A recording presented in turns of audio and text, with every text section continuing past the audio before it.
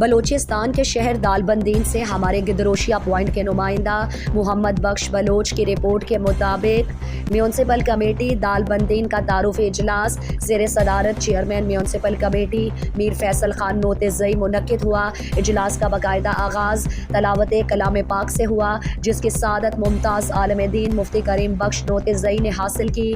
اجلاس میں vice chairman سردار حفیظ اللہ میرانزئی، کونسلران سرفراز ریکی، عبدالجلیل سملانی، سعد نوتزئی، سردار سرفراز پنجوزئی، عبدالرؤف ترین، طاہر سیاپات، اقلیتی ممبران برج لال، پرشوتم لال، چیف آفیسر محمود خان، انجمن تاجران کے صدر حاجی Agha Muhammad Hasani, secretary municipal committee امیر حمزہ ساسولی، بابو عبدالصمد نوتزئی، قبائلی رہنما ملک خلیل نوتزئی، محمد اجمل نوتزئی، حیدر حاجز اور دیگر موجود تھے۔ چیئرمین میونسپل کمیٹی میر فیصل خان نوتزئی نے تعارفی اجلاس سے خطاب میں کہا کہ آپ تمام کونسلران کا شکر گزار ہوں کہ آپ کونسلران نے مجھ پر اعتماد کر کے مجھے اس منصب پر بٹھایا۔ انشاءاللہ آپ کونسلران سمیت دالبندین کے تمام لوگوں کے اعتماد کو ٹھیس نہیں پہنچاؤں گا اور کسی کے بھی جائز کام پہ کوئی غفلت نہیں برتی جائے گی۔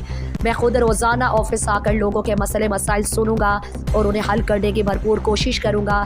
یہ آفس کسی پینل یا پارٹی کا نہیں بلکہ علاقے کے ہر طبقے کے لیے ہمیشہ کھلا رہے گا۔